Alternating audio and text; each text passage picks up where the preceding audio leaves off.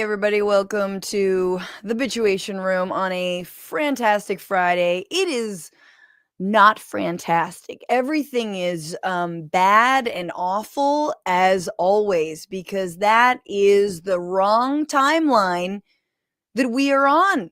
Ladies and gentlemen, the absolute wrong timeline, the worst timeline, the wrong timeline. Thank you so much for being here, for pressing play, for dropping in as I tighten all the screws on my microphone. We have so much to cover today in our short little time. It is freezing cold in Los Angeles. I just have to say. And I know it's usually not and blah blah blah blah blah, but like there's something that happens where it'll get down to like, whatever, it's like 47 outside. And then inside your home, it feels like 5.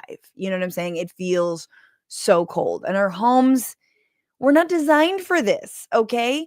The heating is not designed for this. So spare a thought as I freeze my way through this entire insane moment of politics that we are living through. We're going to be talking about how Chuck Schumer continues to be the worst, is the worst. And all this is probably going to change by the time, if you're listening back in the future, all of this happens. So who knows? And we are also going to be talking a little bit later on to an editor of this show, editor, Andy Vasoyan, who has so diligently worked with Bitchuation Room for, God, I think like 3 years now. It's been like 3 years. He's going to talk to us about charter cities. That's right, people. Peter Thiel and other tech billionaires want to create completely autonomous, privatized cities. Now, this has been going on for a long time, and we haven't really addressed it on the show, but Andy is a journalist in his own right, and so he's going to be joining us to talk about that a little bit later on. Also, Mel Gibson might get the right to own a gun again, because he's a domestic abuser. We'll talk about that. Maybe we'll talk about, again, finally, Trump's attack on TSA. And then perhaps a little bit of news from Argentina and how the Argentine model is being thrust upon the United States as we speak. So there's a lot to talk about. I mean, we could even go talk about a pro-Israel group is now dropping deportation lists. And in fact, student visas have been revoked. Things are getting really, really wild. But let's just start off with what is happening right now. And hey, if you can send a little chitty chat, tip the show TBR-live on Venmo, TBR live on Cash App, or become a patron, patreon.com/Bitchuation Room. Again, on Wednesday, we had our whole bonus episode. We spoke about the measles outbreak and the one dad who, I guess listens to RFK Jr. And as a result, his daughter is dead. So get access to that. But guys, I want everyone to remember that on Wednesday, one of the other topics we talked about was Chuck Schumer. Now, Chuck Schumer, in response to a green card holder, Mahmoud Khalil, being detained without charges, being held in a prison in Louisiana. He is not being deported yet. A judge has put a stay on that, thankfully. His wife, again, 8 months pregnant, is a citizen, is absolutely beside herself with what is going on with her husband, who, again, was a student at Columbia University. And Columbia now is saying they cannot protect their students. Now, whether they're saying that because they won't protect their students, but they are definitely, clearly not protecting their students. Mahmoud is a grad student at Columbia. So in response, Chuck Schumer said, I abhor the ideology of Mahmoud Khalil. What is it about that ideology? What are you talking about? The fact that he's leading protests to end the occupation, to divest Columbia University from any holdings in the occupied territories. This is illegal by international law. This same week, in part in response to that, this week, Donald Trump, I think maybe we're talking like, what is it, 4 or 5 times, called Chuck Schumer the nastiest word that Republicans could ever muster, the word they abhor, the thing that they think is the worst thing in the world. Yes, Donald Trump called Chuck Schumer a Palestinian. And Schumer is a Palestinian as far as I'm concerned. You know, he's become a Palestinian. He used to be Jewish. He's not Jewish anymore. He's a Palestinian. Okay. Okay, anyway, okay. Next question. We're just going to completely continue on as if that were not one of the most anti-Semitic things you could possibly say. Now, it's not a slur to be Palestinian. Let's just get that out of the way, right? No matter how many Palestinians are targeted by this administration, no matter how many Palestinians are having their land stolen in the West Bank with the full or being denied access to food, medicine, water, all kinds of necessary life-saving materials in Gaza right now, thanks to this administration. But he's saying that because he doesn't think that Schumer is loyal enough to Israel. And y'all, this is the definition of Christian Zionism. Trump is not even Christian. You don't even need to be Christian, obviously. It is a I, non-Jewish supporter of Israel, get to say when and where Jews who I don't think are fully in line with the Israeli government, which Chuck Schumer absolutely is. He doesn't like Netanyahu, which of course is like, that's a bridge too far. But even many liberal Zionists will be like, yeah, I don't like Netanyahu either. That's where Chuck Schumer is at, right? So this is the week that Donald Trump says this about Chuck Schumer. And it's also the week that Chuck Schumer is giving Donald Trump a massive win and is looking like, although the vote has yet to come down, he is leading the charge to allow the Republicans to pass their budget bill that cuts $880 billion from Medicaid. Okay. And it is like, it's insane. That is what is happening right now. Just had to double check because 880 billion, as someone who cannot fathom how much $1 billion is like, is it really 880? Yes. $1 billion. Disabled people, children, pregnant women, seniors, veterans, so many people who receive and rely on Medicaid in addition to the cuts on SNAP and food assistance and on and on and on. And Chuck Schumer believes his calculation is that it would be worse to shut down the government when government officials are saying that no, it's actually better to shut it down given what we're going through, given the fact that every other day Elon is dismissing and Doge are dismissing willy-nilly federal workers in droves. The fact that the Secretary of Education just cut half of its staff. What's a shutdown? Grind it all to a halt and let's stop the bleeding a little bit, or at least not give up our leverage. So politically, it's stupid. Morally, it's stupid.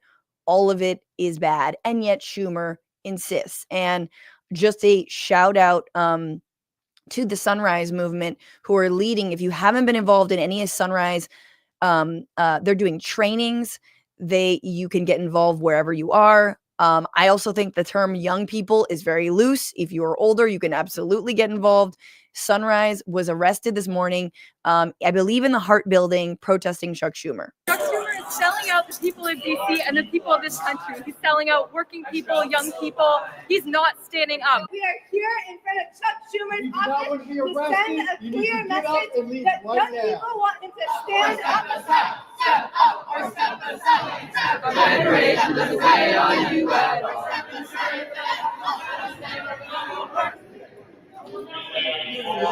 I'm here for all of the students, all the teachers in the schools that I was with who are going to get defunded by the things that are going on. Chuck Schumer needs to stand up. Okay, so that's beautiful. And let's just remember, like, this is the death knell of the Democratic Party, y'all. Like, it just is.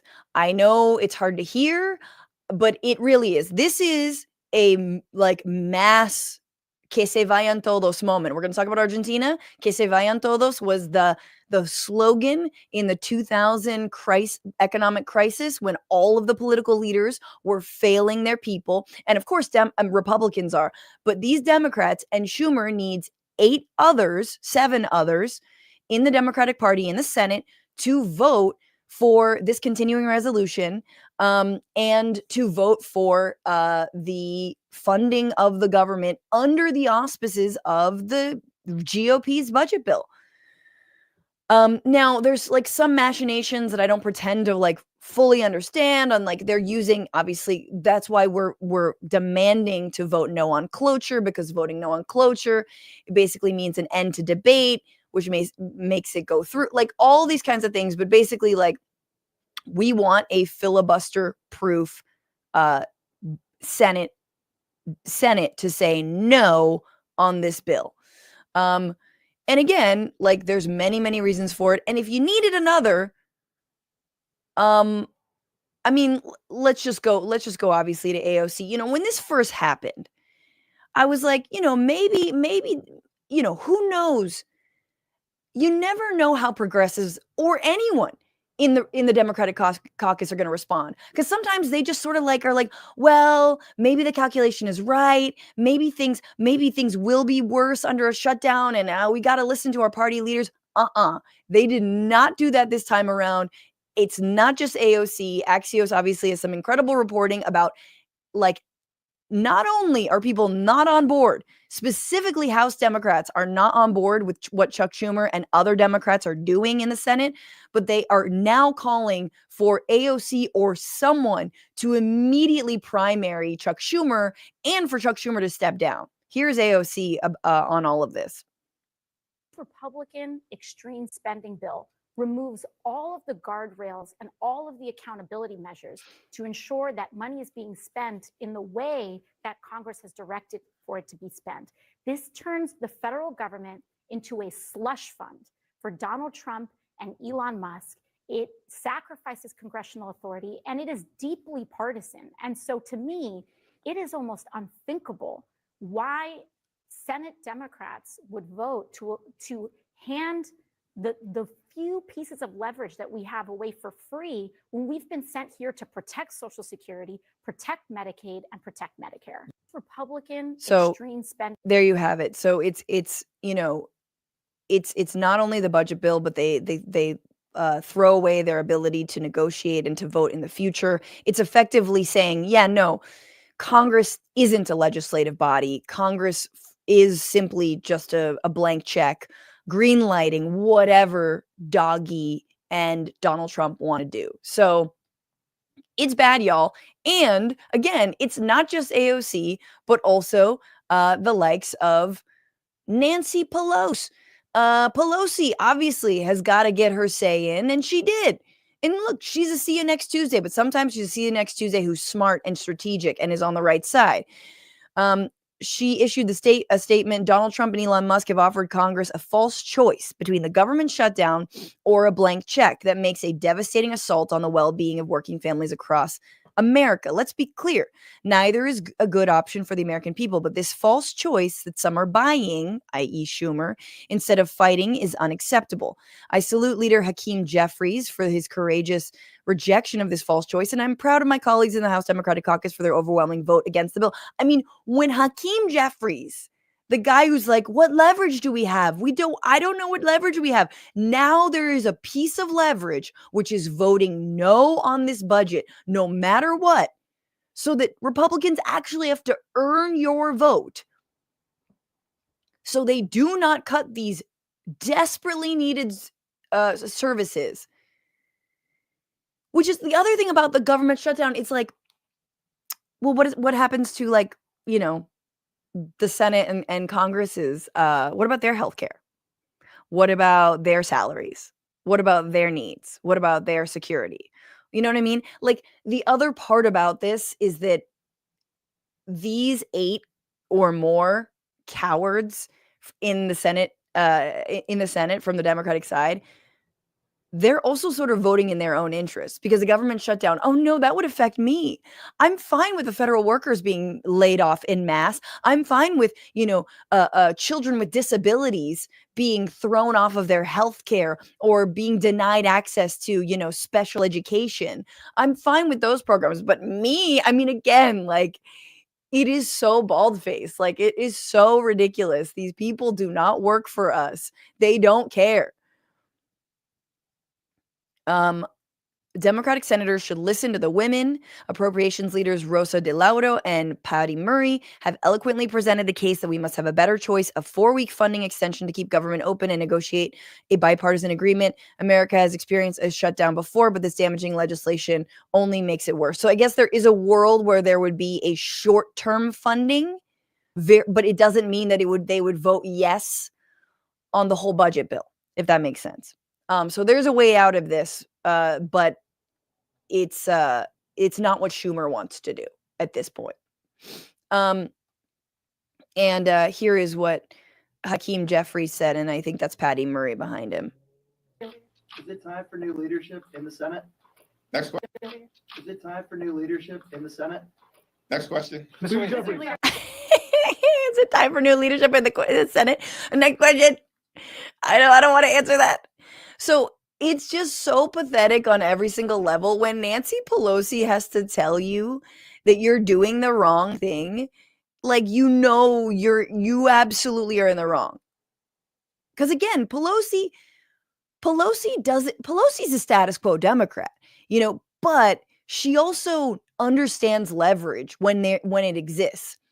And so this broke last night. Oh, Shumi, they mad.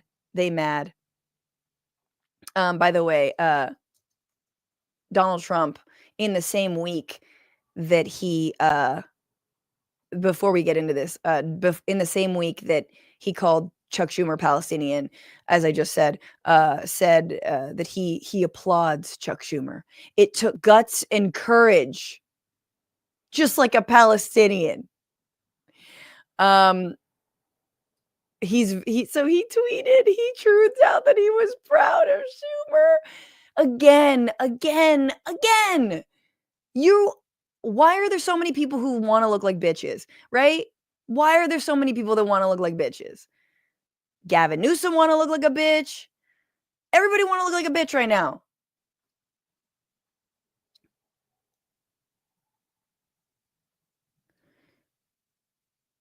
Philip Schwartz reminding us votes aren't in. You can still call your senators. Yes, indeed. And people have. I mean, the lines are busy. I've been trying to call too. And I think the other thing to remember is you can call other people's senators. You don't just have to call your senators. I think that's BS. You're like, look, I'm from out of state. For example, California, I know our senators who I have a lot of disagreements with, but are not going to be voting on this budget bill. So we're good. But I'm definitely going to call your senator. I'm definitely going to call, some of these others, Gillibrand and Schultz. I mean, these are the same people that were like, we're going to fight.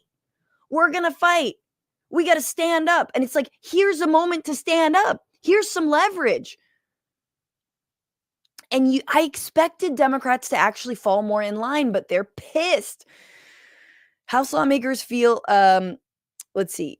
House Democrats are circulating a draft letter to Schumer, which was obtained by Axios, voicing strong opinion to pass the spending measure. The American people sent Democrats to Congress to fight against Republican chaos, they wrote. Instead of capitulating their obstruction, we must fight. We urge you to reject the partisan continuing resolution. The letter, first reported by the Washington Post, was signed by 66 Democrats, including many moderates and swing district voters.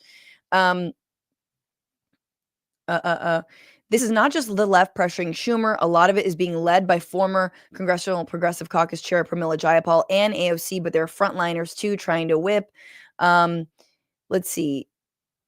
The draft letter is being led by Representative Derek Tran, who represents one of the most competitive districts in the country, according to multiple House Democrats. That means competitive with a Republican, y'all. This is someone who is sticking their neck out against Donald Trump.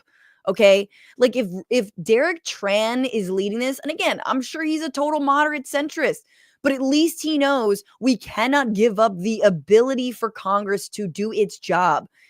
We cannot just forfeit the entire budget for a $4.5 trillion tax break to the wealthy.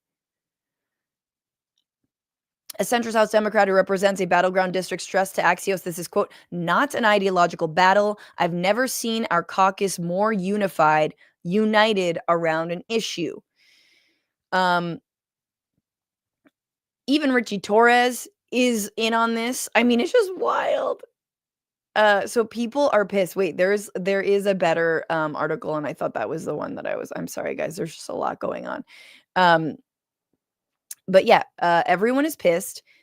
People are openly saying that Schumer needs to go. Schumer needs to be primaried. I think he's just got to step down. Like, I think he's, there's no time to waste. We cannot have this person leading. We can't have this person leading the party. This was actually what I wanted to show y'all, obviously not this. House Democrats feel like they walked the plank, in words of one member. They voted unanimously against the measure, only to watch Senate Democrats seemingly give it a green light. Complete another meltdown on all text chains, said the member who spoke on condition of anonymity. People are furious. All but one House Democrat voted against the bill. Yeah, we know. Jared. Let's see. Several members, including moderates, have begun voicing support for a primary challenge to Schumer, floating names like Alexandria Ocasio-Cortez and Dan Goldman as possible candidates, 3 House Democrats said. One lawmaker even vowed at the House Democratic retreat to, quote, write a check tonight supporting Ocasio-Cortez, the senior House Democrat said. That is amazing. I will write a check tonight. Girl, say the word. Like, you say the word, we are all writing checks tonight to AOC to primary Chuck Schumer. I mean, this has been in the long time in the making. Another Democrat told Axios the ideation has gone a step further. Quote, there's definitely a primary recruitment effort happening right now, not just for Schumer, but everyone who votes yes, who votes no, for everyone who votes no, but basically everyone who actually like passes this budget bill. So that's huge. That's massive. Let me go to okay, so Schumer, Hassan, Peters, Durbin, Schatz, King, Shaheen, obviously Fetterman, Cortez Masto, and Gillibrand are the ones to watch and the ones to call. And this has been hours now. This has been hours. I don't know what updates we've got right now, or where we're at. I think they're circulating amendments right now. Less than 9 hours to go. Let's see. Rand Paul is seeking an amendment. On the Democratic side, there's a major support for an amendment from Senator Patty Murray, the top Democrat appropriator, for a 4-week stopgap that would keep the government running on the current funding levels in an effort to buy more time. Again, they're kicking the can. So that is the option that would not mean that they necessarily capitulated to this budget. Tammy Duckworth, senator, is seeking reinstatement eligibility for veterans and federal employees fired by DOJ, and a report on the number of veterans impacted by agencies. Chris Van Hollen wants to block funding for DOJ or any successor agency.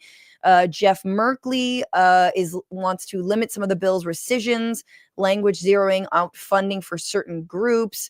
None of the amendments are expected to garner enough votes to be adopted, but they would clear the way for a final passage of the House-approved bill ahead of the midnight deadline. Yeah, it's a little bit of an S show over there, people. Things are a little cray. But I love the idea that they are immediately floating. They're immediately floating like primary challengers. And again, this is something that is resurfacing from 2007 about Chuck Schumer, and we just have to read you. It literally is called Imaginary Friends, and apparently Schumer has said, and I quote, He is accompanied everywhere he goes by two imaginary middle-class friends who advise him on all manner of middle-class concerns. What the actual fuck? Oh, God. Their names until recently were Joe and Eileen O'Reilly. Now, this is 2007. So this was like, I thought this was like from now, where I was like, yeah, obviously he's 74. He's old. He's losing it. But no. No, this is from 2007. He was a strapping young, whatever, 60-year-old. Their names until recently were Joe and Eileen O'Reilly. For the book's sake, we wanted them to be more national, Schumer said. They put it in a book, so they became the Baileys. The Baileys live in Massapequa, Nassau County, in a town that is invariably known on Long Island as Matzo Pizza, so very Jewish. The Baileys are both 45. Joe works for an insurance company. Eileen is a part-time employee at the doctor's office. They worry about terrorism and about values and are patriots. Joe takes off his cap and sings along with a national anthem. This is so cringe, yo. We weren't even saying the word cringe in 2005. This is insane. Schumer wrote all of this down. They're not ideologues. They're worried about property taxes. It's the tax they hate. And that's what Democrats don't get. Oh God. They're just little next door Karens. You know what I'm saying? I'm so glad we have words like next door Karens and cringe to properly understand who the Baileys are, the imaginary constituents on Long Island, the wealthy constituents that Chuck Schumer thinks of in his mind, because actually these kinds of centrists, these kinds of Karens are so few and far between that they literally have to live in his mind. I'm sure he's consulting the Baileys right now. Bailey, Mr. Bailey, what do I do? Joe. Fucking wild, y'all. Wild. Thank you, Bolder Than Point. Fran, you're doing great work. I volunteer, and even feeding one family is fulfilling. When you're rich, it's easy and steadfast. When you're us, we take it an inch at a time, and that 1 inch reaches farther than any bought and paid for mile. Keep it up. That's very sweet, and thank you for that really generous super chat. Yes, feeding one child is fulfilling, and I can tell you that as someone who like sees my child eat, and I'm like, I'm filled with joy. And also, it's also, hard to get her to eat the stuff. Although she's such a California bitch, dude. She loves kale and broccoli and like smoothies. It's pretty disgusting. Anyway, before I bring in my guest, the Democratic Party, it's a wrap. It's a wrap. Like, these Democrats are done. So until they get out of the way and until we actually have new leadership, it's a wrap. And if they won't get out of the way, then there needs to be something else. I mean, truly, there's only so much you can say, get out of the way, or what? The threat has to be, there must be something else. But you have to understand, even when Schumer is the worst, or Gillibrand is the worst, or Cortez Masto is the worst, or all these folks who are voting possibly for this budget bill, Durbin, King, Shaheen, these, by the way, were all people who also voted for so many of Trump's nominees. Kristi Noem, Russell Vogt didn't get the votes, but the precursor to Russell Vogt, I'm forgetting his name, some other Doge Project 2025 a-hole. They voted for all of them. They all voted for Marco Rubio. Marco Rubio is now single-handedly trying to get green card holders deported from the United States. So remember that it's not just Schumer, it's not just these senators, it's also Hakeem Jeffries. Okay, it's good they got their caucus in line, but they don't have much of a clue beyond this. So it is time for new blood, and if that blood is not allowed to flow, then you gotta abandon this carcass. Them's my feelings about it. I'm really excited to bring in to the stream. God, Andy, has it been 3 years? He is a journalist who is based out of Chicago. His work has been featured in Nat Geo, Slate, Forbes. He also hosts a live storytelling show in Chicago called The First Time, and he edits podcasts, including this one. Please welcome Andy Vasoyan. Hey! Hi, Francesca. I'm excited to be on. Can you hear me all right? can hear you great. You sound good. And you're the one who has to edit this afterwards. So Exactly. So I'm making sure. if you mess it up, it's all downhill. Andy, so good to have you on. Oops, I want to make sure we get our full screens going. Strange times, bad times, Not great. not good. And we'll be bringing updates if we get them on this Senate vote. But I did just want to talk to you about your reporting that you recently did. You have a new piece out in Inside Hook called "A Startup Linked to Peter Thiel Wants to Build the Next Great City in Greenland." Now, we just did, oops, why did I just disappear you there? We just did I did a little bit of just like a little story about Greenland the other day for the bonus episode. And we talked about like how Greenlanders, there's 56,000 of them. They do not want to be part of, obviously, the United States. They don't even want to be part of Denmark. And they want independence. And actually, Donald Trump and his setting his sights on Greenland has made Greenlanders want even more of that independence. So it's really interesting now that we're talking about how, some of these tech fascists are actually interested in Greenland specifically to build what they call like charter cities, or, what other words are we using for them? Freedom cities. Freedom cities, corporate city state, startup nations. Oops, why do I keep doing this? This is upsetting to me and you. And if you're listening, it doesn't matter. In fact, Andy's going to edit that part out right there. We'll just time code that. But okay, tell me, because this has been going on for many, many, many years. The idea that these techno-fascists want to start up their own cities. It's been a discussion for a long time, and yes, it's always linked back to Peter Thiel. But can you just explain what's the point? What is the point of having a corporate city state or a startup nation? So yeah, that's a great question. I think ultimately where they come from is sort of the same reasons that lead them to, try and take over the government, or X/Twitter, which is like they want to be free to move fast and break things and explore, recycling your son's blood to increase your longevity, or just measuring his heart on at night.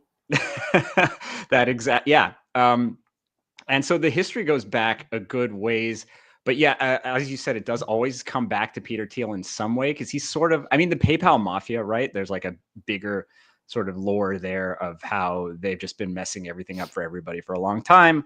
And he has been particularly excited about getting the heck out of Dodge. He owns like this bug out bunker in New Zealand, and he's been funding like seasteading, which is basically just like if you get far enough out into the ocean, it's international waters, there are no laws. No laws and I read recently that the reason that he's like Peter Thiel doesn't want to do seasteading anymore is because the rich are like, I don't want to be at sea. I don't want to pay taxes, but I also don't want to be at sea. Can we do this on land? Yeah, he's the thing that he has done well, I think, so to speak, is that he's like spread his efforts so broadly. So he's got his fingers in so many pies, and it's not just him, right? It's Mark Andreessen and Balaji Srinivasan, who are all just like buddy and sort of in that whole headspace of trying to just do their own thing. And they're like, things are going to go bad, so we got to prep. Yeah. Well, tell me then about this guy. Tell me about your article and this and Dryden Brown, who reading back like a backstory on him seems to have literally no qualifications. Like at least some Peter Thiel and Elon Musk like little toadies are like Alex Karp, like I guess is a Rhodes Scholar, something crazy like that. Even I cannot believe that. But like this guy Dryden, who says he went to Greenland kind of on this mission to try to build a what is he calls Praxis, which is his like little startup nation. Explain who he is and what Praxis is. So Dryden is this really interesting character. He's right now, I think he's in his late 20s. And he's been for the past 4 years, roughly, been reported on at various points by like Wired, Mother Jones, New York Times, as he sort of develops this from the ground up. And the more money he gets, the more you're like, well, how does this keep happening? He sort of was a UC Santa Barbara grad. I mean, not a terrible school by any means, but not exactly sort of like, the elite that we would expect to just be pulling this sort of BS. And then he got fired from his job as like an analyst, according to the New York Times. And then he met somebody he met in the finance world, sort of became his buddy and his like co-founder, who does this sort of thing. He went to Greenland with him, as part of his, just vibes trip. And the history has been essentially just vibes. He's pulled this before. He's gone to Africa, and I forget which country it was, but and because there are a lot of these sort of special economic zones in development in Africa, that was originally one of the like.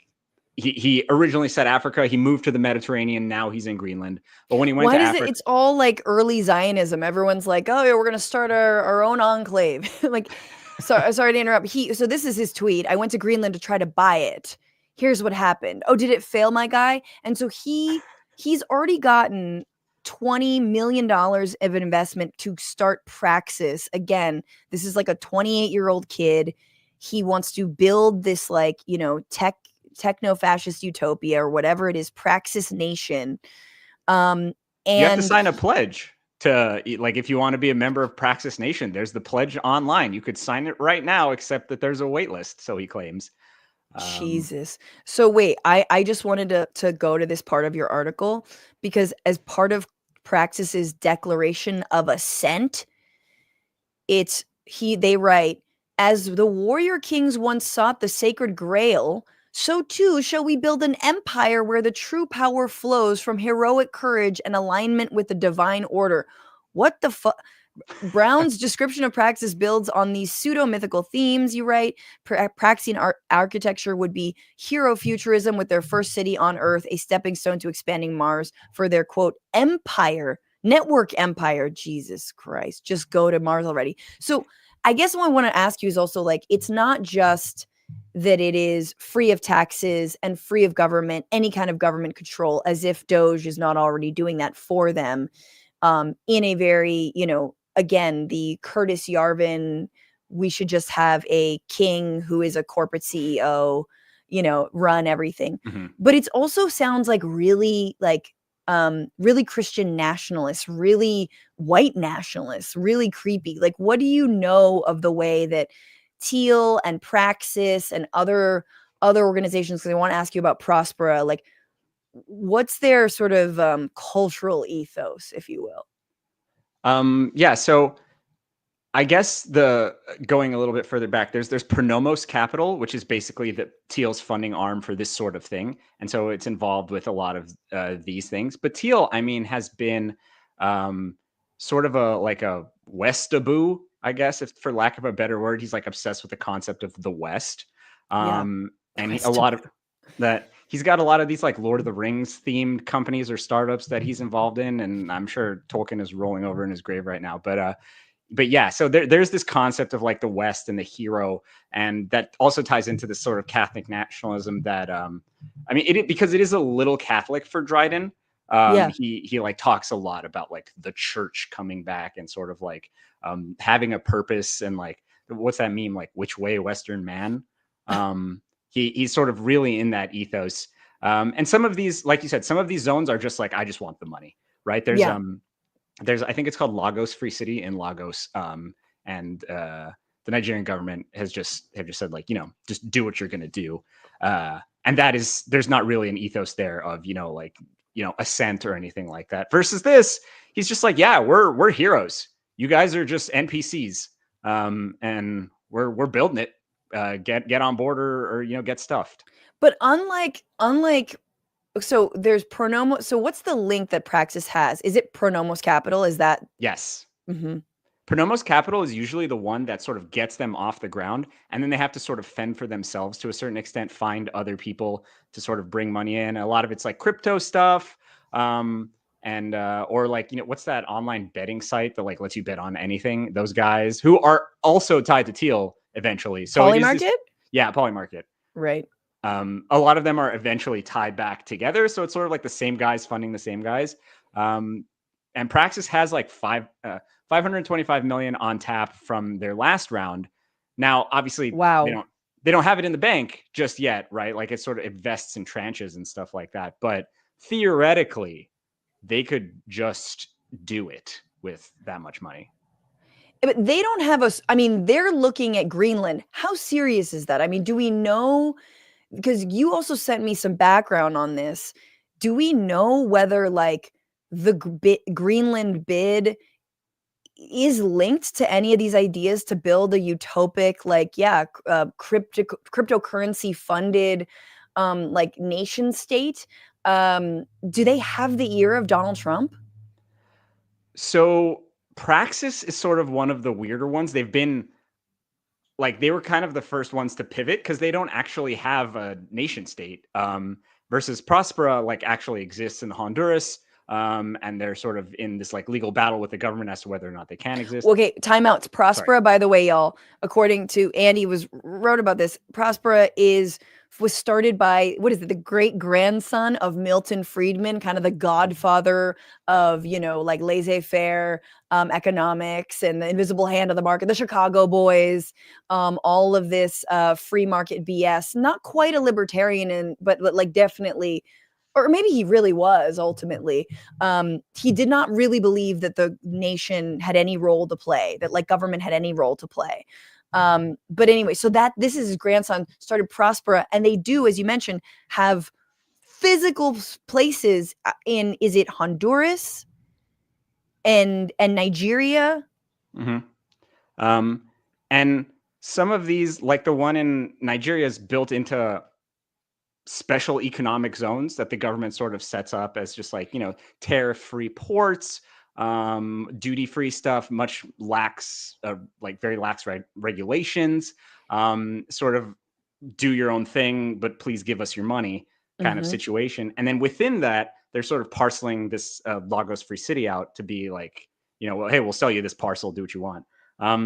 The thing in Prospera is that it was actually like a plan from Paul Romer, who basically was the chief economist for the World Bank for a while. Of course it was, because all of this is, I mean, to even have these, I'm sorry to interrupt, but like even have these like export processing zones, or I remember learning about all of this back in the early 2000s when I was like protesting against, basically like the World Bank and the World Economic Forum and all of these international financial institutions that just wanted to, yes, create, areas of economic activity that allowed corporations to do whatever they want, pay whatever they want, not pay any tariffs. Like the idea, we already have these things. They are baked into like, yes, the World Bank and the IMF and all of these ideas that these entities have floated for countries like Nigeria to be like, oh, this is going to really stimulate your economy when you allow corporations to like come in and just use the cheap labor of your people and not pay anything. Yeah, it's built on this very existing framework. And I guess the real thing about Prospera and Praxis, I think, are two of the more interesting ones, and we're going to continue hearing about them. Prospera, because it physically exists and the Honduran government wants them out. They have recently just been like, the whole legal substrate on which you're built is illegal, and we do not like it. And so please leave. And they have Trey Goff, who is the like CEO / like overlord, for lack of a better word, of Prospera, is preparing, and he has like a lobbying arm to prepare to lobby Donald Trump, which the New York Times is, Wired reported on this about. They are taking now this idea and they're trying to get the Trump administration to sort of bring it stateside with these weird special special administrative zones, charter cities, free cities, whatever you want to call it, whatever legal framework they're going to have set up. They're trying to bring it stateside now. And they said they originally were aiming for 10. According to Wired's reporting, like that they were aiming low. They feel like they can swing for the fences a little bit more now. This is wild. And I just want to, have you seen this? Because, you know, as many things of last year, you know, during the Trump campaign, Trump would just sort of like rattle off shit in, you know, in Mar-a-Lago in front of a bunch of American flags. And you're like, yeah, I don't know what he's saying. Like it's but it really, all of this really is just whichever last billionaire was in Mar-a-Lago and whispered in his ear and gave him some talking points. And then he like regurgitated it. And I think that is why we are seeing Project 2025 unfold so T to the letter, exactly how it was written. And so I just want to play this because I don't know if you've seen this particular clip. It's long, but I'm curious about what Trump, this is when back in March when he proposes building 10 new US freedom cities. But today, our country has lost its boldness. Under my leadership, we will get it back in a very big way. If you look at just 3 years ago, what we were doing was unthinkable. How good it was, how great it was for our country. Our objective will be a quantum leap in the American standard of living. Oh boy. That's what will happen. Here are just a few of the ways we can do it. Almost 1/3 of the landmass of the United States is owned by the federal government, with just a very, very small portion of that land, just a fraction, 1/2 of 1%. Would you believe that? We should hold a contest to charter up to 10 new cities and award them to the best proposals for development. Oh yeah, you're just like a little like children can participate and draw like a really pretty city and like I'm sure it'll a contest, Andy. And then the best ideas get federal land to build the city. That sounds great. It's wild how close that is to what is actually new happening. Cities in our country again. We will build new cities in our country again. Sorry, what were you saying? I'm just saying it's wild how close that is to what is actually probably taking place. So, I mean, in other words, it's not going to be a contest. It's going to be a bidding war for who can pay the most to Donald Trump's personal coffers, to the slush fund, to the America First PAC.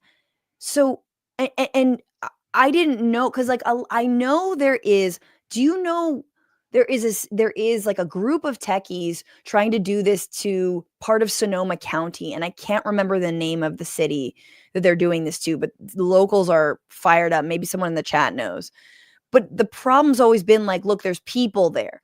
But if it's like federally owned land, or which is like, what about, you know, I don't know, like native land? You know what I'm saying? Who's to say? They wouldn't just oust, you know, a bunch of Native Americans or, you know, whatever, or like take over a park, you know, take Joshua Tree, shit, you know, they're hollowing out like the national parks as is. But anyway, it's no real question, Andy. I'm just talking.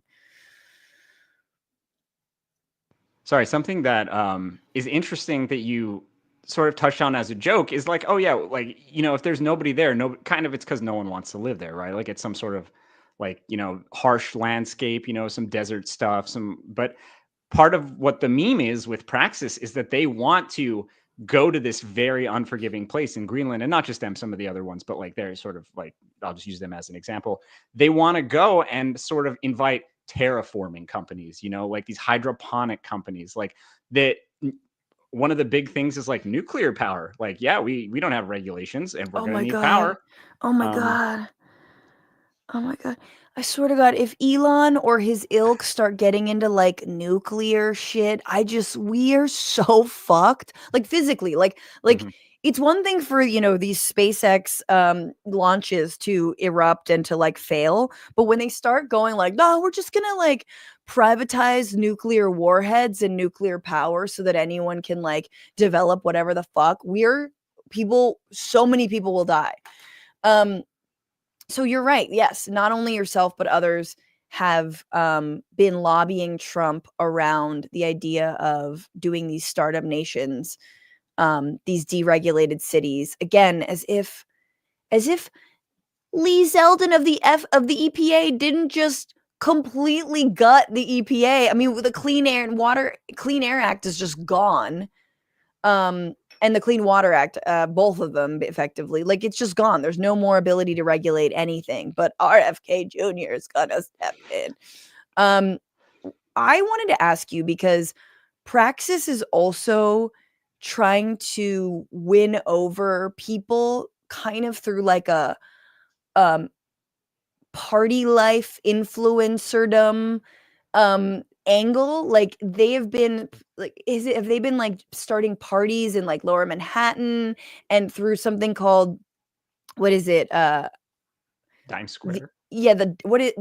Dime Square. Can you just explain how like the counterculture and the like techno and crypto fascists kind of overlap in this way? I think that, so Dryden Brown, again, who's the founder, I think has been a little bit of a first mover on some of these things, where he has taken some of the points where he's like, that are, you know, predominantly right-wing talking points. Oh, it's not safe in this city, you know. Oh, it's actually brave to be a right-winger, and to, you know, rah the West. He sort of merged that with like a, I mean, if you've seen him speak, he's not like an eloquent guy per se. He doesn't really have that No. charisma factor. Really? A wannabe tech entrepreneur who doesn't have the social skills to compellingly explain their argument? That's wild. Where have I seen that before? Elon Musk, Peter Thiel. Like, these people cannot speak on the things that they believe in. Anyway, sorry. Well, So that's he's not, exactly you're right. saying he's not charismatic. Well, I'm saying that, like, from some of the New York Times reporting from an an employee, he was like specifically telling them, "Hey, find hot girls, and bring Sure. them to our party in New York." Like, and like, not obfuscating. He's just like, just hot girls. We just need hot girls, because it's just a bunch of, you know, more of that, more tech bro kind of situation. Yeah. And yeah, he was throwing parties in Dime Square, which is sort of this like center for the like New York alt-right young. If you can be an alt-right hipster, I don't even know if that's possible, but like, that is essentially what that was. And you have like Anna Hachian coming out of there. Some of the more influential, like the some podcast stuff. Obviously, there's podcasts involved. Yeah, this is all sort of like the like reactionary podcasts, like irony pilled podcasts that, you know, sort of they're not lefty, they're just, but they like have some leftist beliefs, that have been like supported by Peter Thiel, which is very interesting to know that like reactionaries understand like how to fund reactionary shit that doesn't always look like a JD Vance, or doesn't all, you know, which is obviously his like prototype. But it can look like we're just funding these like downtown like hipsters who like really look like they just walked out of, you know, a Terry Richardson, you know, photo shoot. Like, I just like the whole like, God, by the way, the Terry Richardson like aesthetic has completely destroyed everything. I just want to name that right now. Like, I lived in New York during like the American Apparel days of Terry Richardson. And you're like, ugh, we get it. You do cocaine. We get it.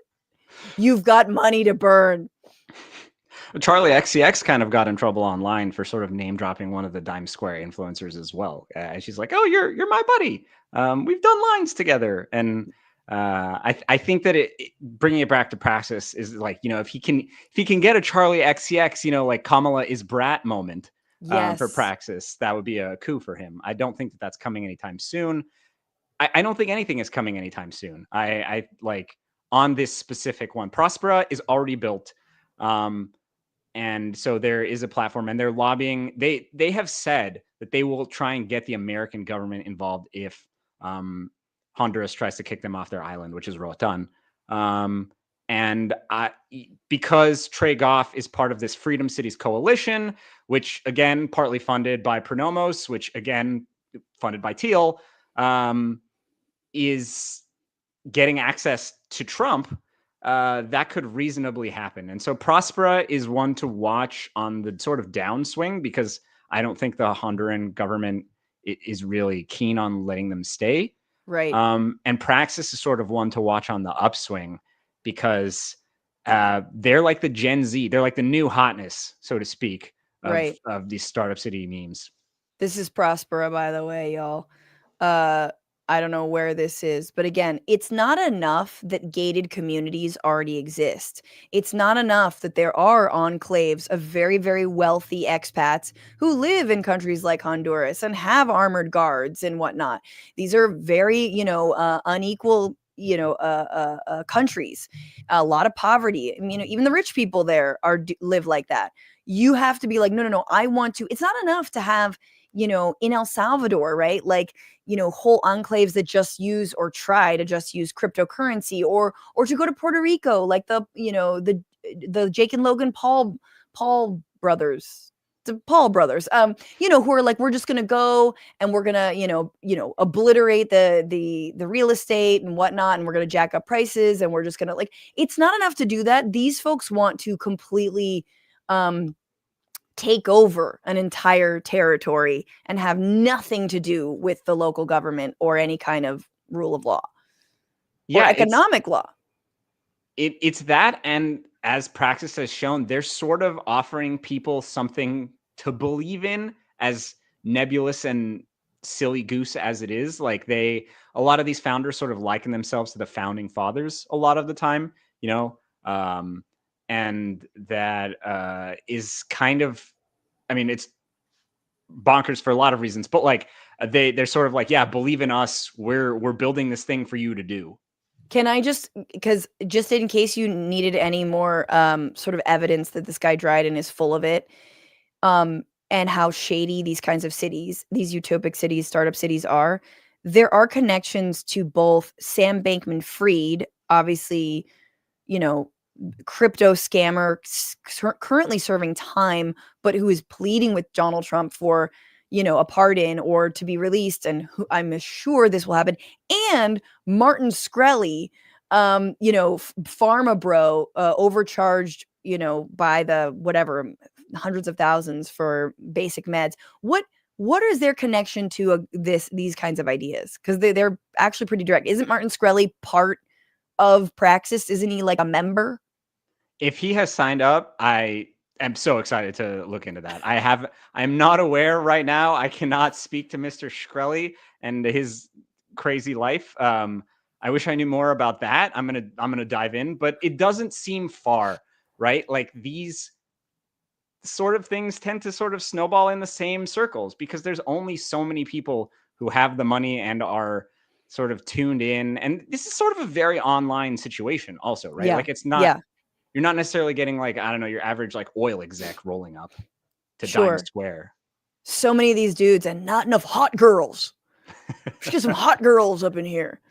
I can't wait for the new hot girl robots to drop. I mean, they're just they're super waiting for AI to be just like their fuck robots to be sentient, but like only to a certain degree. And then Sam Bankman-Fried, and then crypto's connection to all this, because that's largely how it's being funded, correct? I mean, you've got some, as you said, Peter Thiel'S, not Prosper. What's the other one? Pronomos. Pronomos Capital is supporting it, but then there is a lot of crypto money. Yeah, I mean, I think the situation is such that, like, if you need the money, crypto has it. And so you can easily say things like, oh, we're going to build our passport or our citizenship on the blockchain. Right. And then they're like, oh, we heard blockchain, here's some cash. Like, and it ties into sort of like the deeper crypto memes of like, oh, well, my property will be on the blockchain. We'll do all our financial transactions on the chain, like that sort of thing. Right. It doesn't necessarily, I mean, because there is no city, right, for Praxis at this stage. There is no city. It's vibes. It's vibes. And the vibes are, I really, really encourage anybody who has some time to kill and is down for some weird stuff to go check out Praxis's website, because it looks like you said, like, AI, like, generate me some like images of the West triumphant. And it's big castles and like dudes in like techno-futurist armor. It's very strange. in surreal. Can I just bemoan before I let you go that words like meta and praxis, these are all words that, like, as a longtime lefty, like, we were using these kinds of words, you know? I mean, meta is like, obviously things are like meta, you know? And so it's almost like academic speak. Praxis, right, is like practice and theory come together. And praxis for organizers, we'd always talk about praxis, like, oh, what's your praxis? And it's almost a joke because praxis is such a weird term in general. But it does mean, yes, the marriage of like your theory and your ideologies with like your actual activities and what you're doing. So it's so searing and annoying that 25 years later, when we were all doing praxis and talking about praxis, and all my anarchist friends were talking about praxis, that like, I mean, and not my anarchist friends who are against, you know, like who are like capitalists. My anarchist friends who are like, nah, like smash everything, including Wall Street. That now you have these like extreme, you know, libertarian capitalists that are using words like praxis. Yeah, I mean, if there's a startup city that calls itself Tankies soon enough, I'm sure I'll let you know. Seriously, that's what's happening. That's what's gonna. It's just like it's gonna be like process point. Thank you, Andy Vasoyan, for everything, all of the work that you do. Everybody, show some love to Andy. Remember, he's always working hard behind the scenes to make sure that our podcast sounds good. That everyone is like not listening to all the clanking that's happening. Although there's a lot of ums that I'm sure he cannot delete. But Andy, the article, everybody also is Peter Thiel linked Praxis wants to build the next great city in Greenland to revitalize Western civilization. Read it. It's on insidehook.com. I'll link to it in the description below. But thank you so much, Andy, for dropping by. Thanks, Francesca, for having me. So excited to be on the show finally. Here he is. He exists. He's got a face. He's got a name. All right. We'll be looking out for more reporting from you, and you definitely have to come back. This is just terrifying shit. I mean, we've made fun of this before. Like, we're talking about how billionaires are building like the silos to like withstand the nuclear holocaust, or not even, but just like, or just, you know, Black Lives Matter demonstrators. And that's seemingly also what motivated this guy Dryden, who's literally just a guy, just a kid who believes in his own dumbass ideas. But like even Mark Zuckerberg had to code. You know what I'm saying? I don't even think Dryden codes or anything. And I did want to shout out, because we had we have a patron who is a Dane. Maybe we have multiple, but Maddie Reiskov says, Dane here, simple crash course on Greenland for anyone curious. They've had home rule since 1979, self-rule since 2009. To put it really simply, they control policy on pretty much everything except for foreign policy and defense, since those are under Danish jurisdiction. They also have 2 seats in our parliament. We also give them blokketskud. I don't know the correct translation in English, which is money to help pay for their expenses. It was 4.3 billion Danish kroner, or roughly $627 million in 2024. I'm all for the complete independence for them, but there's a lot of stuff that needs to be worked out for them to reach it in a way that doesn't just leave them vulnerable, like in areas of defense. Thank you, Maddie, for all of that, because we were talking about Greenland on the bonus episode. If you want to get access to that, become a patron like our dear Dane, Maddie. And thanks for explaining all of that, because it's like, what's the relationship? Yeah, it's 56,000 people. It's not a lot of people, but yeah, this is a crazy moment, because yeah, they don't have a standing army. They rely on the Danes for that. And if you have these weirdos who are trying to buy Greenland, you know, there is cause for concern. It's like, it might be even worse than the idea of using it for fresh minerals or fresh water resources. You know, it's like, oh no, we just want this like little neo-Nazi to start like their own private city in your land. Is that cool? No.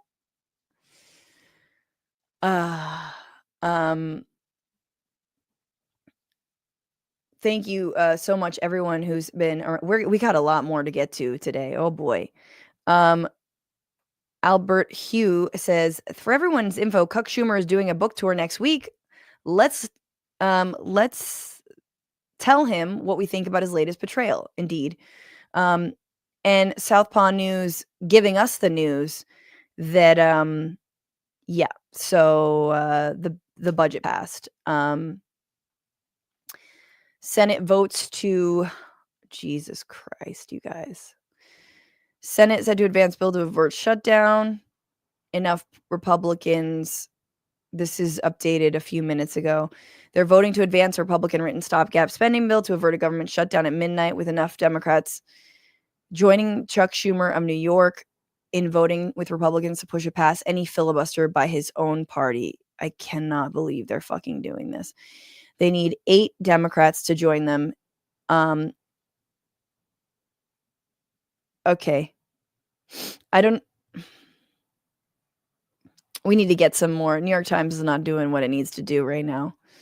But Twitter can, I'm assuming. So we'll just get access to them. Let's just tune in. Sorry for all the lag. We'll cut this out.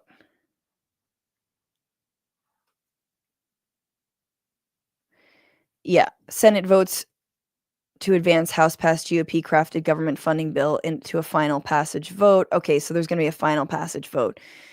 10 Democrats voted yes. Durbin, King, Schatz, Schumer, Cortez Masto, Fetterman, Peters, Hassan, Gillibrand, and Shaheen. It passed 62 to 38. 10 Senate Democrats. So there's one more final vote, I think. But if you've got 10, you're probably going to have 8 in the final vote. Yeah, bye-bye. Goodbye. All y'all. Bye-bye. Resign. Look at Kirsten Sinema. She's now working for Coinbase, y'all. She's got a lovely life, just hawking cryptocurrency. Why can't you all do that? Just go. I swear to God, I hope Fetterman's sweatshirt eats him alive. I don't know how that would work, but I really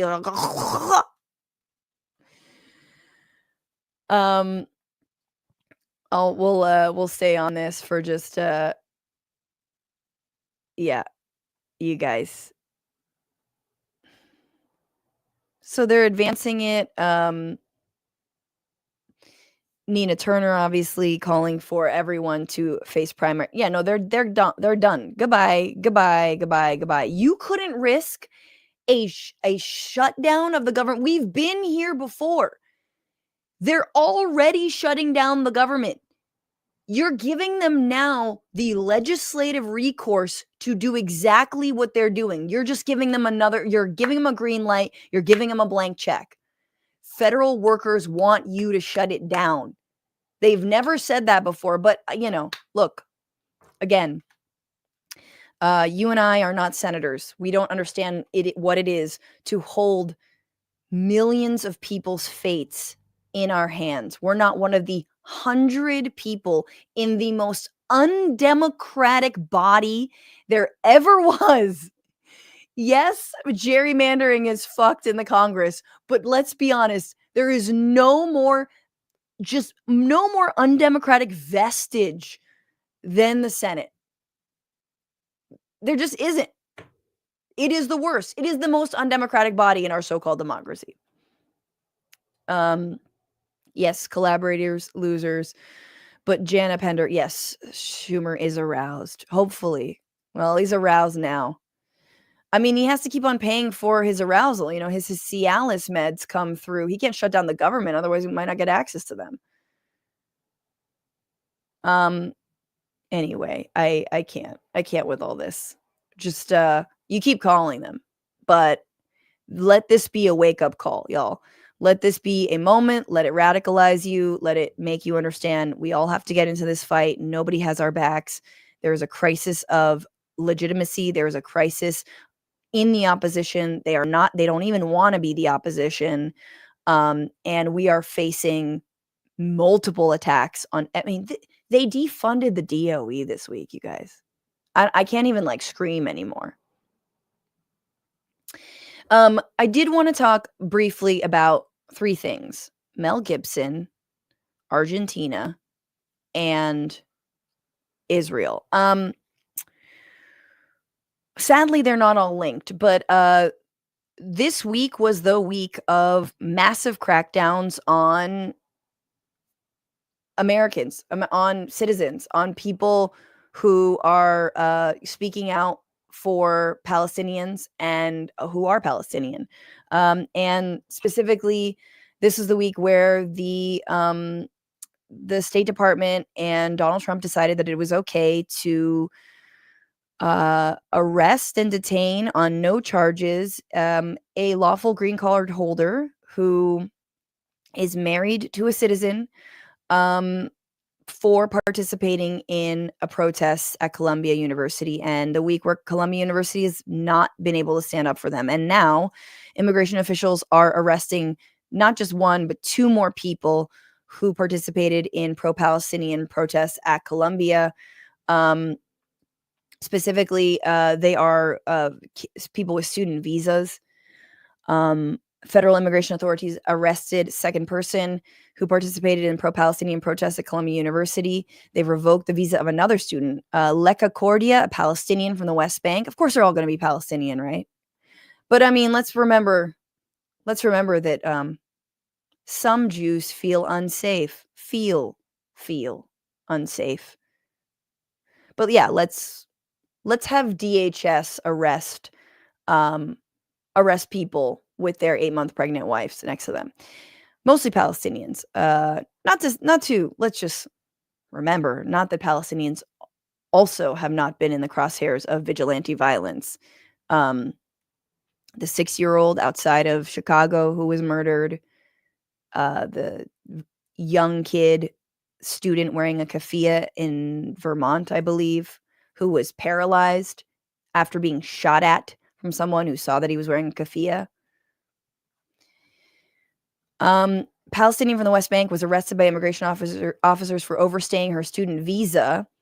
Jesus Christ. Cordia's visa was terminated in January 2022 for lack of attendance. Sure, the department said. She was previously arrested for her involvement in protests at Columbia in April 2024. This is wild. What? Why was her student visa? What is going on? The Trump administration also revoked the visa of Ranjani Srinivasan, an Indian citizen and doctoral student at Columbia University, for allegedly advocating for violence and terrorism. Srinivasan opted to self-deport Tuesday, 5 days after her visa was revoked, the department said. Officials didn't immediately say what evidence they had that Srinivasan had advocated violence.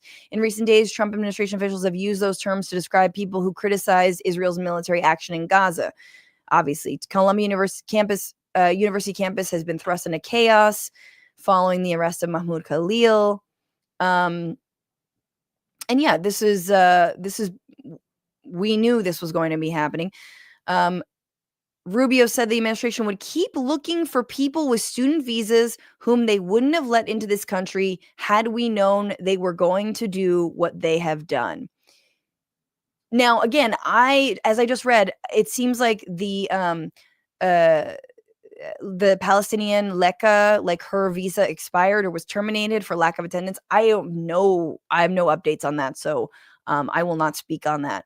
But like, this is really chilling and really wild, and it doesn't matter. Look, the university should be the ones protecting these students. Period. Full stop. End of sentence. Like, this is on the universities to actually protect their students, especially when they know that what the students are doing is exercising their First Amendment rights, right? Like this, you're in the United States. That is a law that should be protected. This is a constitutional right. You're here in the US. It doesn't matter if you're on a student visa. Here, we respect the right to freedom of speech. Or are we suddenly not here anymore because you are on a student visa? You're just, you're on an island to yourself. Are we operating on Israeli law now? Are we going to put these people through what, like a military court system? Is that what's going to happen? And let's remember that it is a bunch of shadowy and very scary actors who are working behind the scenes to rat out people who they believe are Palestine protesters, again, in support of the Palestinian people, against genocide, against the murder, against the maiming, against the bombing of hospitals, against what all international bodies and human rights organizations have called war crimes. There are organizations who are ratting them out and to this administration, to this regime. So this is from The Guardian. Pro-Israel group said it has a, quote, deportation list and has sent thousands of names to Trump officials. One of the many groups, we know Canary Mission works on U.S. College campuses, but Betar U.S. is among far-right groups supporting Trump efforts to deport students involved in pro-Palestine protests. A far-right group that claimed credit for the arrest of Mahmoud Khalil is seeking to deport claims, that the Trump administration is seeking to deport claims. It has submitted thousands of names for similar treatment. Betar U.S. is one of a number of right-wing pro-Israel groups that are supporting the administration's efforts to deport international students involved in university pro-Palestinian protests, an effort that escalated this week with the arrest of Mahmoud Khalil.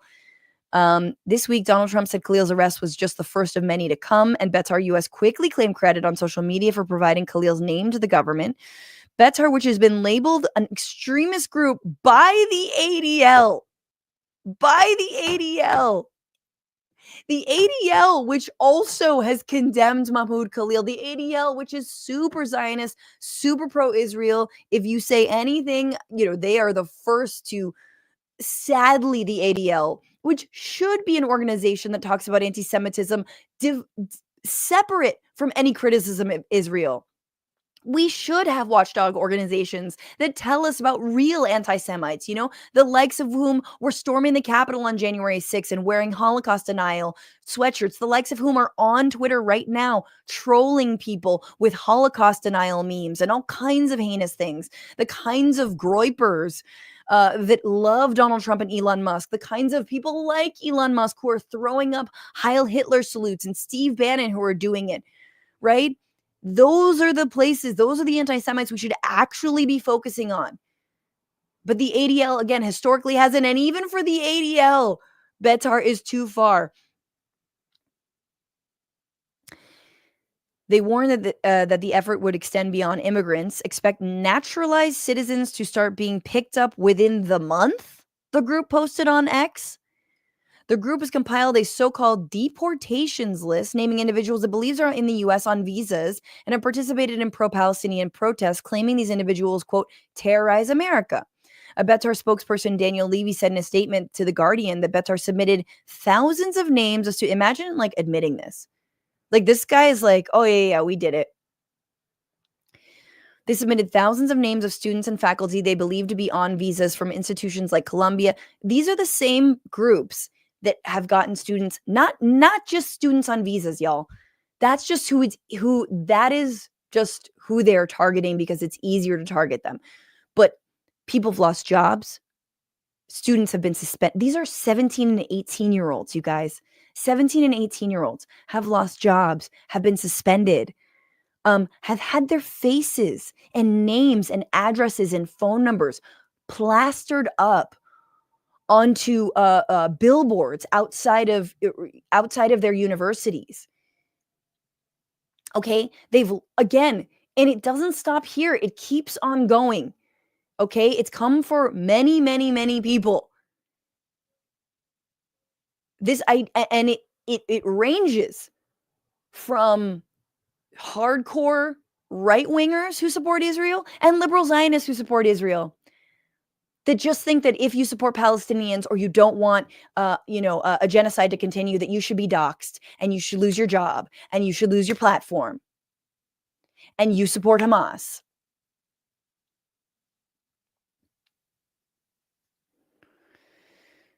Anyway, the group claims to have documentation, including tapes, social media, and more to support their actions. It claims to be, you know who's got claims to support their actions? People who are against genocide. I got a few videos. I don't know if you want to see them. I got a few photos of premature babies dying in their incubators because Israel cut off the electricity to them. I got a few photos of a pregnant women being gunned down. I got a few photos of homes being bulldozed. I got a few videotapes of the IDF open firing on peaceful protesters. I got a few videos of hospitals being bombed, of emergency workers being bombed, of journalists being targeted. Got a few eyewitnesses. Like, I love this. I love this. Oh, we've got video evidence of what? What are they doing? Are they waving a Palestinian flag? Watch the Palestinian flag is next. You wear a Palestinian flag pin, you put up a Palestinian flag, you say free Palestine, that's going to be considered hate speech very, very soon.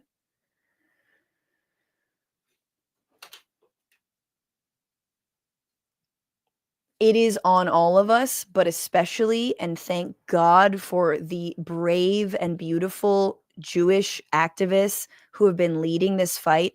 It is specifically on Jewish Americans to stand up against this.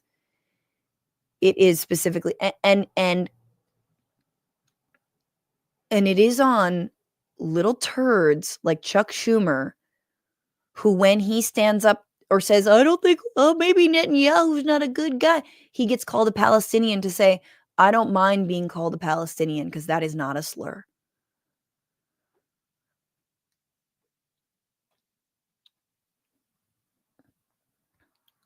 The White House and State Department didn't respond. Ross Glick, who was the executive director of the U.S. chapter of Betar until last month, told The Guardian the list began forming last fall. He noted that when they started compiling names, it was unclear who the next president would be, but that the change in administrations has been beneficial to their initiative. During the 2024 presidential campaign, Trump repeatedly vowed to deport foreign students involved in pro-Palestinian protests on college campuses and frequently framed demonstrations against Israel's actions in Gaza as expressions of support for Hamas.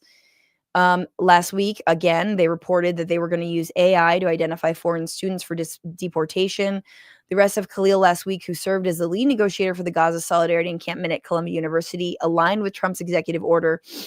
I mean, this is so sick. Yeesh. Is this Glick? Oh, God. Oh, God. That is a scary looking motherfucker. That is a scary ass motherfucker. He's with Ted Cruz here. Yeah. That's a creepy looking dude. I'm sorry if you're just listening, but just imagine he's dressed all in black, his buttons unbuttoned, and a Star of David hat. Like, I just...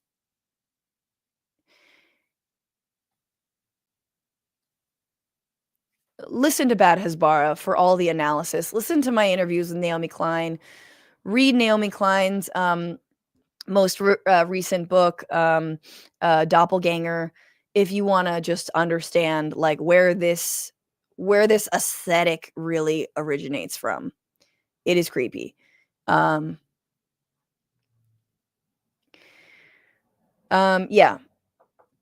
They describe people, yeah, it doesn't matter.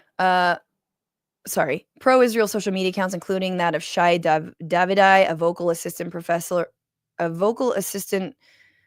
at Columbia's Business School, who was temporarily barred from campus last year after the school said he repeatedly intimidated and harassed university employees, identified Khalil and tagged Rubio in posts urging him to revoke his visa and deport him.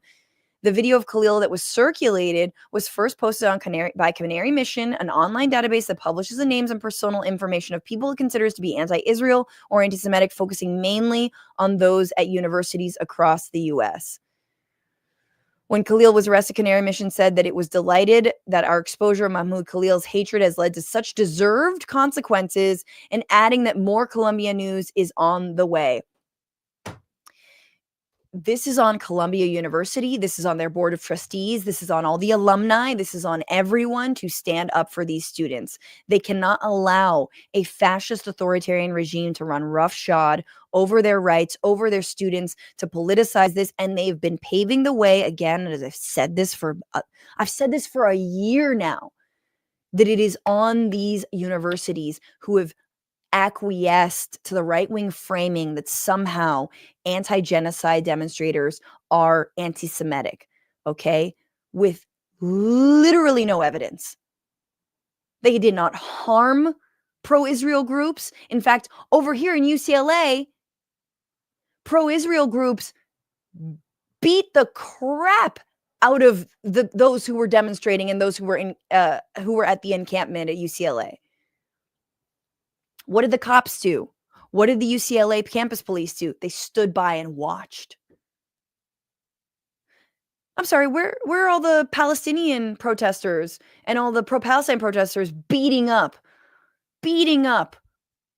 Jewish students and pro-Israel students? Never mind that they are Jewish students. Where are those videos? I didn't see any. They don't exist. They don't exist.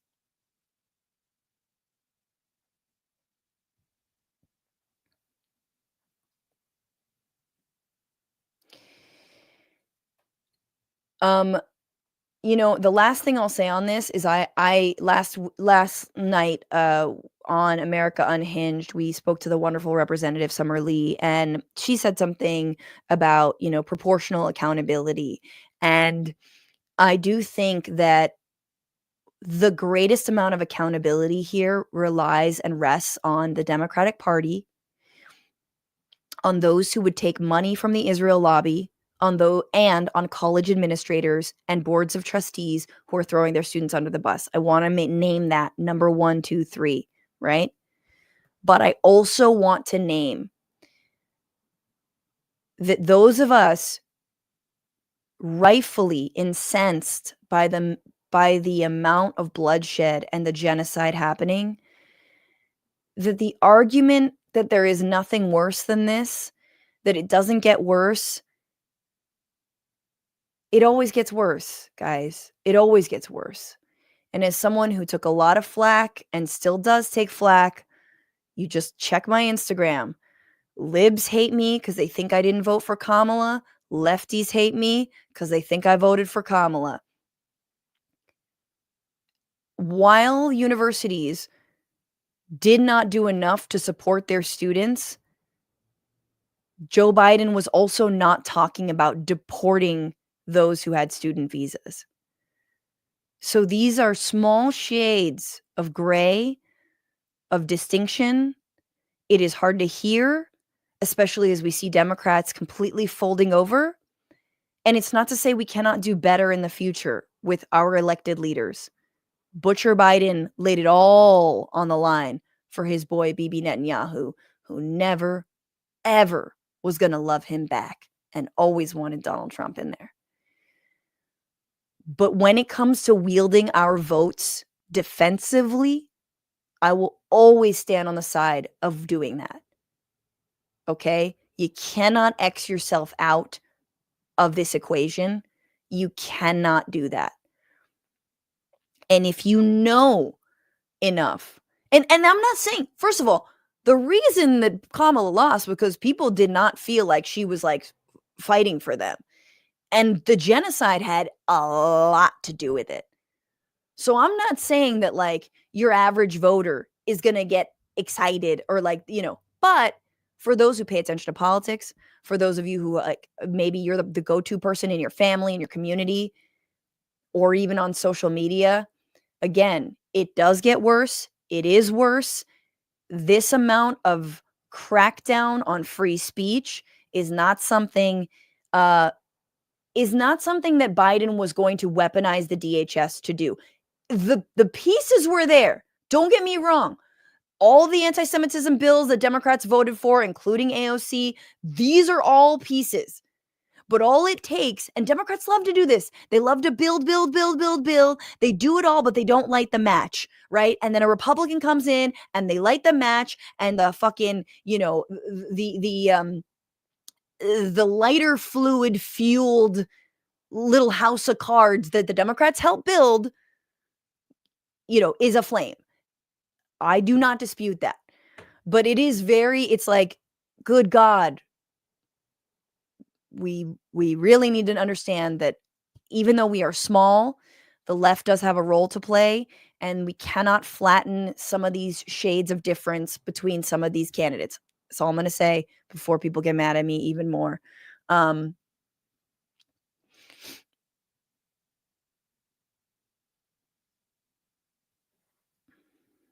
Let's read some comments because I love y'all. William McGregor, you don't have to mention this. I'm just thinking what Bernie's hot girls would consist of. I think Bernie is a simple man. You know, his wife is his second wife, and she's a little bit younger. I love Jane Sanders, but like, Bernie's a simple guy. You know what I'm saying? Bernie's I like, you know, the Sydney Sweeney character. She's very gifted, very gifted. Like, you know what I'm saying? Bernie's a little bit. He's a boomer. Come on now. What do you expect? Lil Yumper, again, this proves that old Democrats don't give a crap about you. I'm from Illinois and Dick Durbin is yeah, get him out of there. Get him out of there. Get them all out. I am so happy, as much as I love to dump on California Democrats, that Padilla and Schiff were not part of that. Like, it makes me a little proud. New York, come get your people, okay? What's happening? What is happening? Dizzle McFizzle, here's some dollars for you, Franny. With the passing of the CR, I'm going to lose my VA care and with it my life. It's been real. It's not been fun. Left is best. I am so sorry, Dizzle McFizzle. I really hope that, look, we're going to, you don't need to give me any money. We're going to give you money. We will crowdfund. Dizzle McFizzle, you've been around. So, you know, feel free to DM me, you know, hit me up and let me know what the deal is. If you need any support. This is not okay. You know, we have to support one another in these times. And, you know, we're going to have to rely on mutual aid. We're going to have to rely on one another. Donald James, I'm so excited to see you in Sacramento. That is this Sunday. Super, super excited. Sunday, we will be doing our live show. Matt Lieb and I, we're doing stand-up co-headlining Sacramento Punchline. I hope you all get tickets and tell your people in Sacramento or in the area. I have to do a thing that I forgot to do a little bit earlier, which is tell you that I have been eating very healthy lately because I've decided to stop making, you know, Trader Joe's pot stickers at the last minute, and I have started to eat Factor meals specifically for lunch. Muy bueno. If you don't know, Factor is a sponsor of the show. They have chef-made gourmet meals that make eating well easy. They're dietitian approved, ready to heat and eat in 2 minutes. You can fuel right and feel great no matter what life throws at you, including Chuck Schumer and the Democrats being the absolute worst. You got to eat, y'all. Factor arrives fresh and fully prepared, perfect for any active, busy lifestyle. They have smoothies, which are delicious, breakfast, grab and go snacks, and more. Reach your goals this year with ingredients you can trust and convenience that can't be beat. Eat smart with Factor. Okay, here's the coupon code. factormeals.com/Factor Podcast. That's right. FACTORPODCAST. Use the code Factor Podcast to get 50% off your first box. Literally half off. There's no reason not to try this. Factor Podcast at factormeals.com/Factor Podcast to get 50% off plus free shipping. So like, just try it. Try it. See if you like it. They're like surprisingly delicious. And they're like just nice that I'm like, this is fresh. It's not frozen. You can like, you don't have to order that many of them. And they're really actually pretty damn good. So factormeals.com/Factor Podcast. And I have to talk about Mel Gibson now. Because why not? Because like, why not just have a little fun? Mel Gibson, speaking of known anti-Semites who should probably have their citizenship revoked for being anti-Semites. Speaking of people who should actually be canceled, i.e. never work in Hollywood again and never actually get any deals or never, be able to produce movies, but somehow still does. Mel Gibson is, by the way, Donald Trump's Hollywood ambassador. It's sure, why not? It makes sense. And Mel Gibson is also a known domestic abuser. I believe his ex had him on tape, and he lost the ability to own a gun because of that. And as we all know, these are very important laws to prevent domestic abusers from getting guns, because why?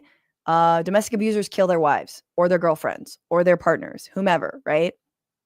That's what happens. That's why trigger laws are important and trigger bans are important for around these things.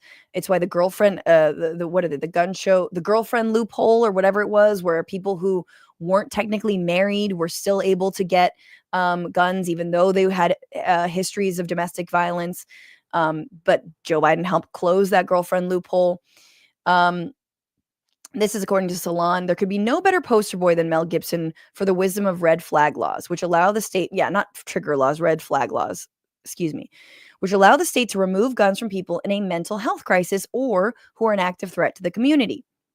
To be clear, the actor Mel Gibson lost his gun rights due to a 1996 federal law that strips guns away from people convicted of domestic violence. Gibson was convicted of misdemeanor domestic violence in 2011 after pleading no contest to accusations of punching his girlfriend while she held a baby.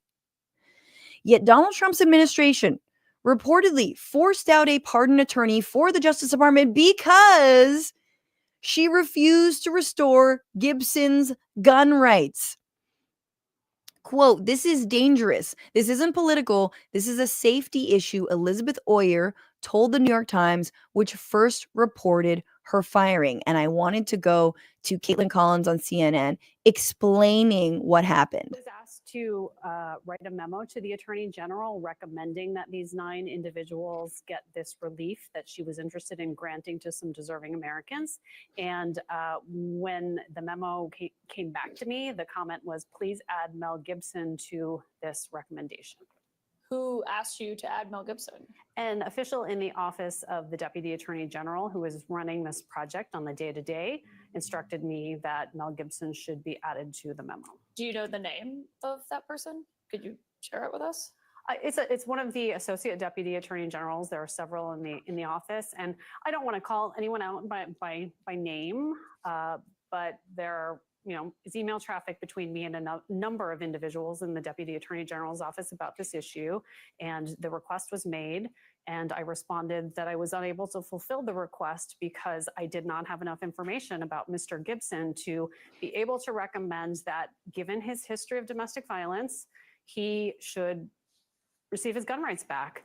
That's something that is a public safety question. It's very dangerous to mix people with history of domestic abuse and firearms. That substantially increases the likelihood of catastrophic outcomes in domestic violence situations, and that was just not a recommendation that I could make lightly. So how long between when you sent that response saying you could not in good faith recommend Mel Gibson and the time you were fired?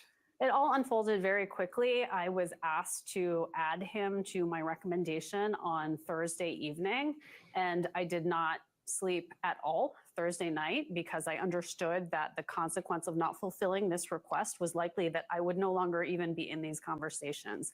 Dissent within the Department of Justice is just being aggressively silenced. People are afraid to speak up. They're afraid to object. I confided in a colleague who expressed the view that yes is really the only acceptable answer to requests that are being made by department leadership. And so I understood that the consequences were potentially serious for my career at the Department of Justice. And when I came into work on Friday morning, I said to a colleague, I really think that Mel Gibson might be my downfall. And within hours of saying that, I was being escorted out of my office. And you got this letter from Todd, with Todd Blanche's signature on it saying that you were being terminated. Yeah, I've never met Mr. Blanche, but I received that letter with his signature saying I was being terminated. So that is wild, y'all. Wild. And again, like, this is, our justice system is now being used to pardon emblems of toxic masculinity and emblems of DV, right? Like these are like figureheads. Andrew Tate being allowed to come stateside, right? Taken from Romania, right? Romania that wanted to hold him and his brother accountable for their alleged sex trafficking. To Mel Gibson from a 2011 case. And it's like, first of all, Mel Gibson could just go to another state. Do you understand that? Like, she could just leave. Because not every state has red flag laws. I don't think Florida has red flag laws. So, and also it is like, but again, what this Justice Department is doing is it is lifting up these cases and using them as these emblems of, we believe in the right to exonerate all men that have ever hurt a woman, that have ever, right? Like, I mean, it is the, like, you know, Johnny Depp, like, psycho. It's the, like, reason they're all like, oh, Justin Baldoni's a hero, which is so, I can't even go into my full thoughts about that whole thing. But, right? It's like, it's not about, like, whether Mel Gibson himself is, like, still a threat or whatnot, you know, like, which I think you could argue he is.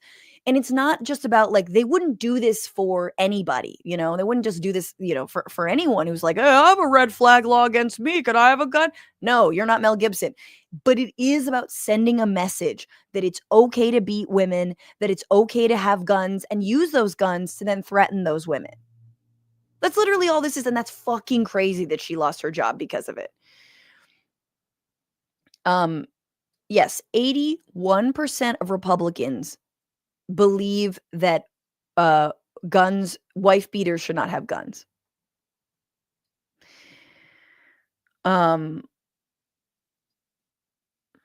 Let's go to the rest of the article because I liked a little bit more of this. In Gibson's story illustrates why it's such a big deal. Gibson downplayed the attack on his then girlfriend as a, quote, slap. Prosecutor said he punched her hard enough to bust her teeth. But what's telling is how remorseless Gibson has been during the attack itself. He screamed that she deserved it while calling her names. Outraged, she refused to smile and blow me. What? In official court documents, he continued to insist his violence was merely an attempt to bring her back to reality. Guys, this person still has, like, this person still works in Hollywood. He insisted his violence was, quote, merely an attempt to bring her back to reality? Excuse me? Ugh, but the Me Too movement, am I right? Am I right, everybody? All these innocent men who are caught up in it. I don't know why I'm doing Jennifer Coolidge. I've been watching White Lotus, so I'm very Jennifer Coolidge.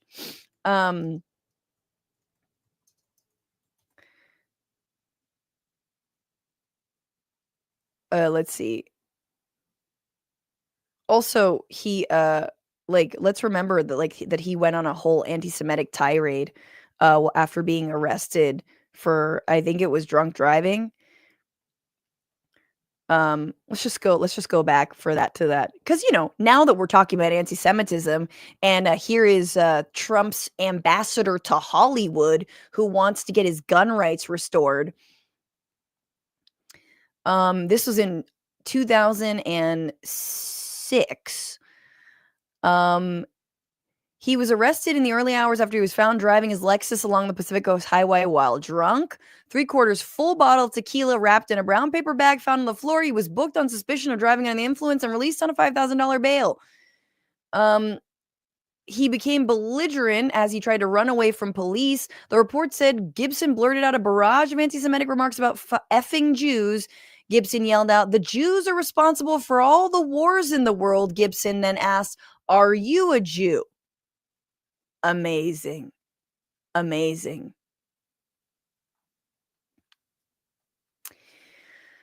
You know, it's just not, like, I don't know about you guys, but, like, when I'm drunk, I'll just,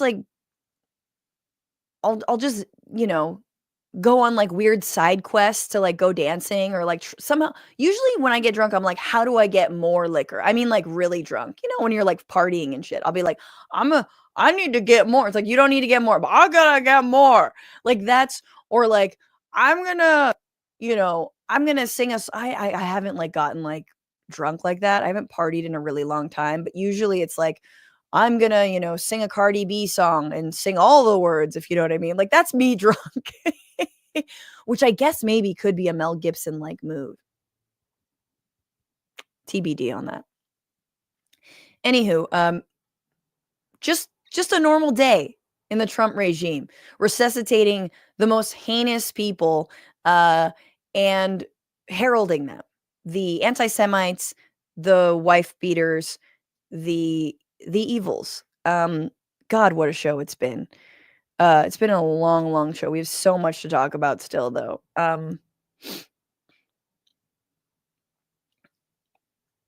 have to play this for you, speaking of people being evil to women.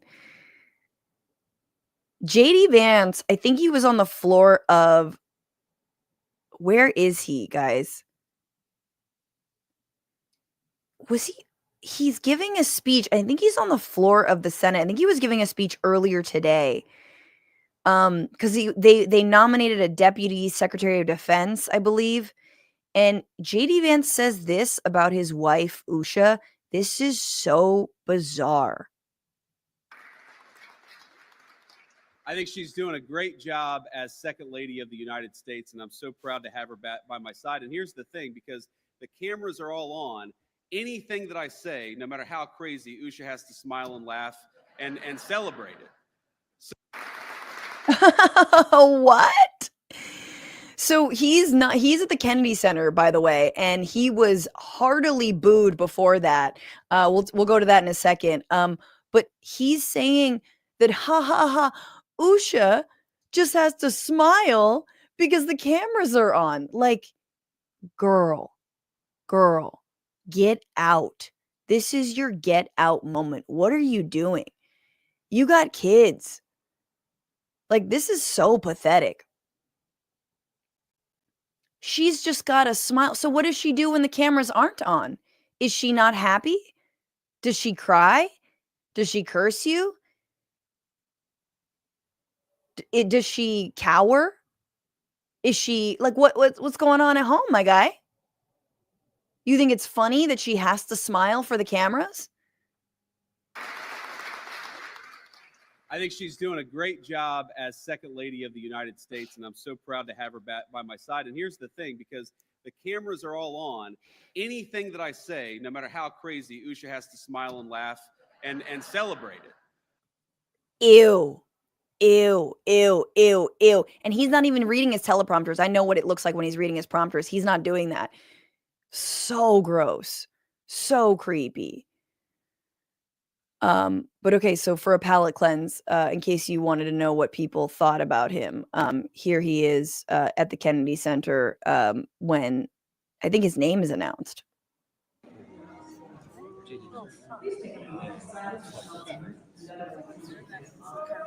Kill that party!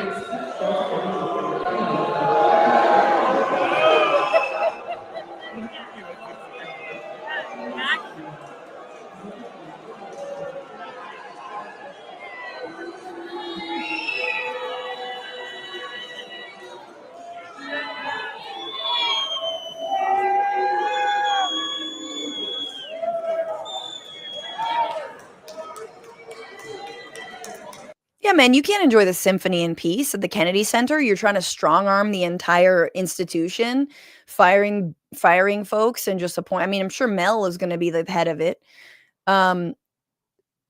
So that was the moment that he got booed.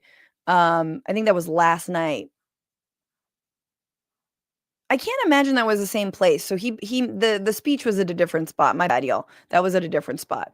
There's no way he was then speaking on stage. That was just him getting booed. JD Vance continues to, his face just slowly but surely.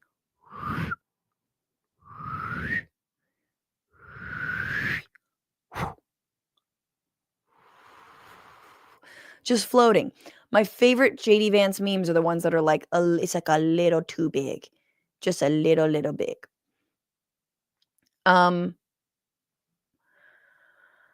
Y'all, maybe we'll talk about Argentina on next Wednesday. There was a lot to talk about today, and I have to wrap, but basically what's happening in Argentina is that there are retired people who are being bludgeoned by their own government, fully repressed, and that checks out because that is what effectively Milei's government has done, and we all know that Elon Musk is horny as hell for Milei, and it's unconscionable, it's ridiculous, and you guys should read the reporting around it. Next Wednesday we'll talk about Argentina because you know how I love it. And in the meantime, thank you UOW for becoming a member on YouTube, Roxanne5 becoming a member on YouTube, Creepy Farah 2 becoming a member on YouTube, Citizen Solon. Thank you so much, Gus. My God, Gus, you're so generous. 10 memberships. That's so kind of you. The instructor gave out 5 memberships. You guys are so sweet. William McGregor says, we are living in it, and the Naomi Klein shock doctrine should be mandatory reading. Absolutely, it should. Thank you so much, Electron Creations, for your super sticker. Surface of Mars, rock stirred air is full of petrolate. It'll eventually kill you. Nobody's going to Mars. Suck it, Elon. Thank you, David, for that. The instructor says Columbia University want their $400 million federal dollars back in government funding and grants back. That's why they're being complacent. You think they're going to get it, instructor? Like, I love that. You're totally right. But do you think they're going to actually get it? Of course not. They're not going to get it back.